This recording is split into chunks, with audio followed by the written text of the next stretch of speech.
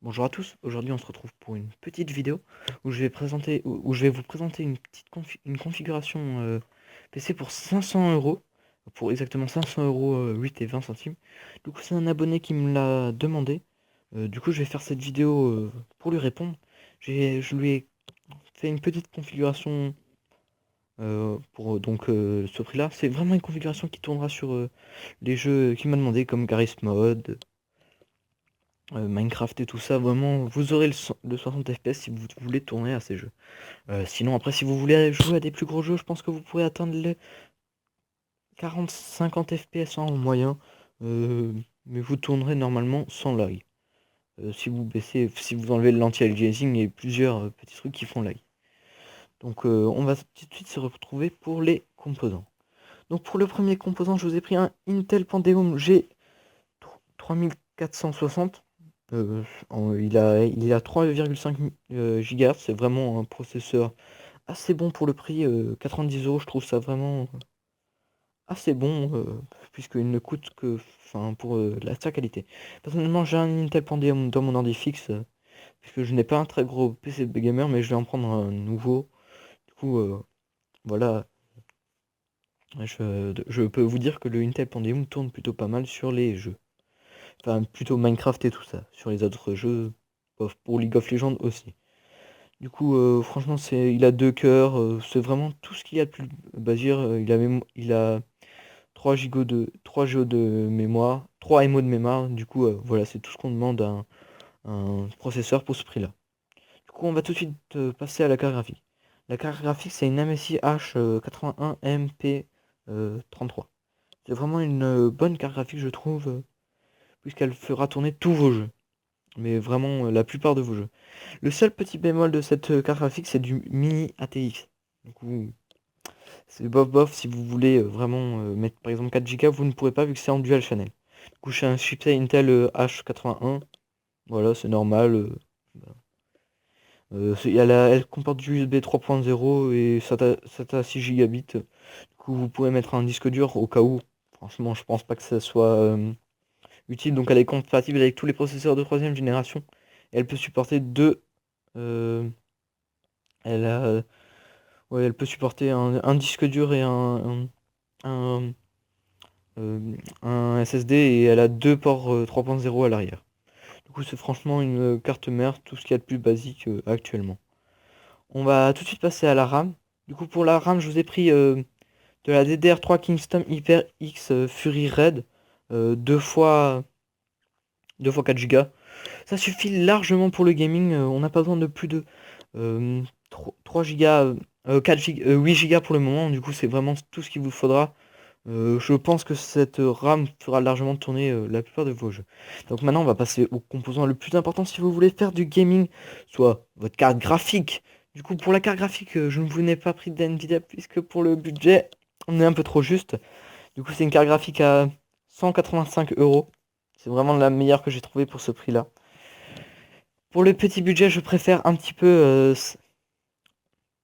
mais, AMD par rapport à Nvidia, mais bon, ça c'est vraiment une préférence personnelle, mais c'est seulement pour les petits budgets, je trouve que c'est mieux puisqu'on a plus de mémoire vidéo. Du coup, je vous ai pris une Saphir Radeon R7 370 Nitro Dual X OC entre parenthèses UEFI, je sais pas ce que c'est, en 4 Go. Franchement, c'est une très bonne carte graphique, elle est overclockée de base, du coup c'est très très bien. Euh, Elle a 4 Go de mémoire vidéo, c'est de la GDDR5. Du coup, c'est vraiment une très bonne carte graphique, elle fera tourner vraiment tous les jeux.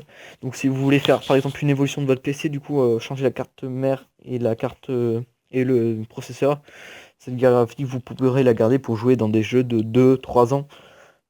Ce sera peut-être un peu juste, mais normalement vous tournerez sur la plupart des jeux. C'est vraiment une carte graphique faite pour le gaming. Du coup, on va tout de suite passer au cinquième composant qui n'est d'autre que le disque dur.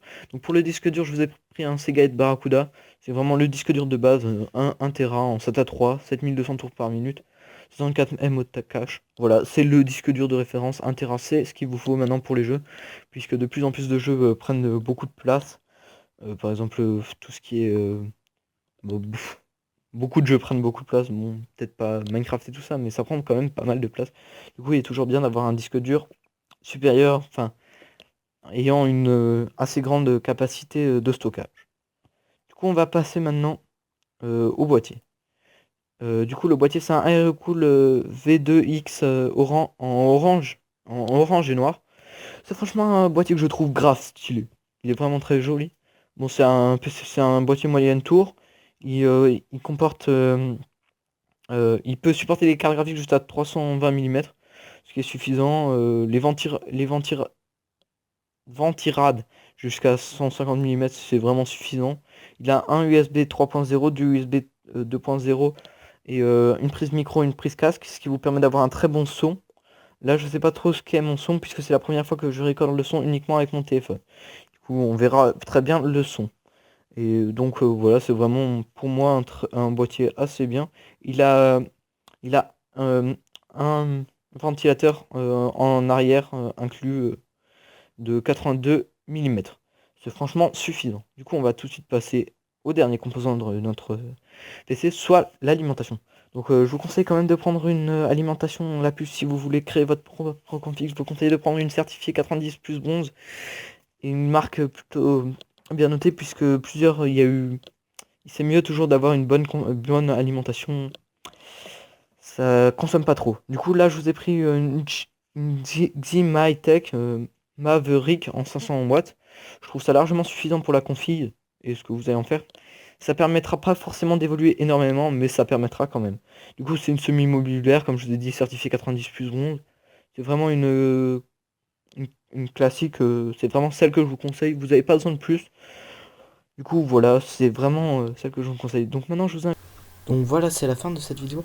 Du coup, si vous avez aimé, je vous invite à mettre un petit like, à laisser un petit commentaire et à vous abonner. Ça me ferait vraiment plaisir et ça m'encouragerait. Du coup, voilà, on se retrouve pour une prochaine vidéo. Je vous souhaite un bon venir. Salut les gens!